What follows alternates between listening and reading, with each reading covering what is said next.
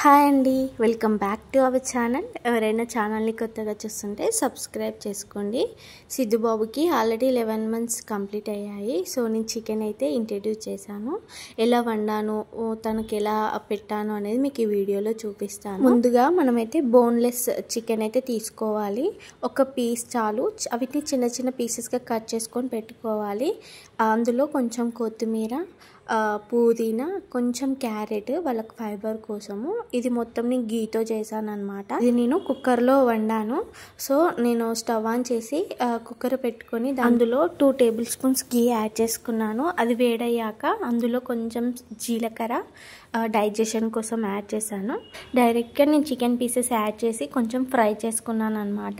అవి కొంచెం ఫ్రై అయిన తర్వాత అందులో నేను క్యారెట్ పీసెస్ కట్ చేసి పెట్టుకున్నాను కదా, అవి వేసాను. అవి కొంచెం ఫ్రై అయ్యాక అందులో కావాల్సిన ఐటమ్స్ అన్నీ యాడ్ చేసుకున్నాను 1 by 1. కొంచెం పుదీనా, మంచి ప్రోటీన్ ఫుడ్ కావాలి అంటే బేబీస్కి చికెన్. ఇది 7 months ప్లస్ బేబీస్ నుండి ఫస్ట్ సూప్లా ఇంట్రడ్యూస్ చేయండి. ఇప్పుడు ఆల్రెడీ సిద్ధు 11 months ఓల్డ్ కాబట్టి నేను పీసెస్ లిక్విడ్గా కాకుండా సాలిడ్గా పెట్టడానికి ట్రై చేస్తున్నాను. నేను చేయితోనే తినిపిస్తాను సిద్ధుకి. సో నాకు వీలుగా ఉండేలా ప్రిపేర్ చేశాను. మీకు కావాలి అంటే మీరు లిక్విడ్లా కూడా ప్రిపేర్ చేసుకోవచ్చు. ఇందులో కొంచెం ధనియా పౌడరు, కొంచెం కొత్తిమీర అండ్ కొంచెం పెప్పర్ పౌడర్ వేసి ఫ్రై చేసుకున్నాను. పెప్పర్ పౌడర్ వాళ్ళకి ఘాట్ తెలవడం కోసం అనేసి నేను యాడ్ చేశాను. ఇది నేమ్ లేదండి, పెప్పర్స్ని కొంచెం వేయించుకొని మిక్సీ పట్టుకోవడమే. అండ్ ఇందులో నేను సాల్ట్ అయితే వేయలేదు. 1 year బిలో కాబట్టి నేను సాల్ట్ యూస్ చేయట్లేదు.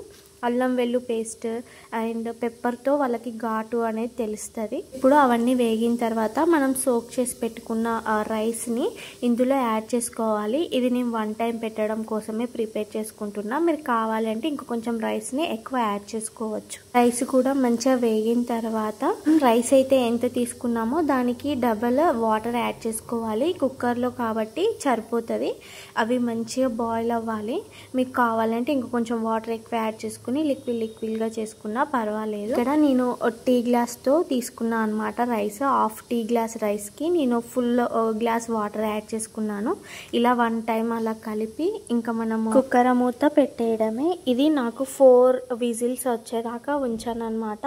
4 whistles వచ్చిన తర్వాత మనము స్టవ్ ఆఫ్ చేసుకొని విజిల్ మొత్తం చల్లారిన తర్వాత మనం మూత ఓపెన్ చేసుకొని చూడాలన్నమాట.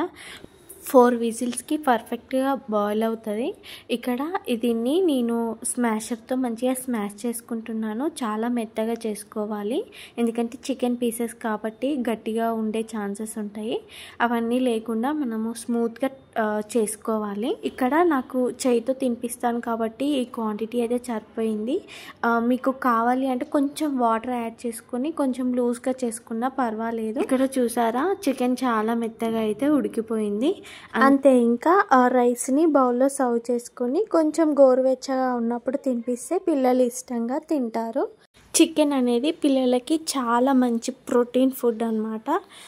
ఇది కంపల్సరీగా వీక్లీ వన్స్ అయినా ఇవ్వడానికి ట్రై చేయండి. సూప్లా అయినా ఇవ్వడానికి ట్రై చేయండి. మీకు ఈ వీడియో నచ్చిందా? నచ్చితే ప్లీజ్ లైక్ చేయండి, షేర్ చేయండి, కామెంట్ చేయండి. Thank you for watching.